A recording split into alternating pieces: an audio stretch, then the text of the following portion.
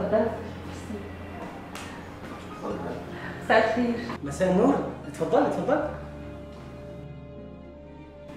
انت مالك مرتبكه ليه كده؟ لا خليكي براحتك، ده انت مرتبك. لا انا مش مرتبكه ولا حاجه. بس انت فين قبل كده؟ انا كنت بمثل على مسرح الجامعه. على مسرح الجامعه؟ برافو. وعلى المدرسه كمان. وعلى المدرسه كمان؟ الله، لا ده انت نجمه بقى. لا انا مش قصدي على المدرسه، انا قصدي في المدرسه يعني. هو علشان كده انا اديتك دور مهم قوي مع النجم عادل امام. ده انت لو كنت حصلتيه ده لسه خارج من شويه. خساره، انا كان نفسي اشوفه. خساره ليه؟ ما احنا هنشوفه في التصوير، ودي بتاعتي انا. انا نفسي بجد اخد فرصتي الحقيقيه في السينما. حلمي اني امثل قدام نجوم.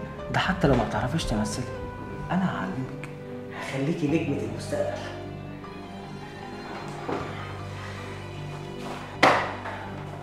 ده الورق بتاعك وده الدور. بجد؟ طبعا. ايه رايك نعمل ده؟ طبعا يا ريت. طيب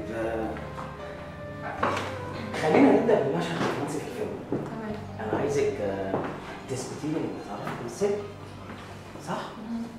بصي يا ستي، البطل رجع بعد غيبه لحبيبته، كان مشتاق لها قوي.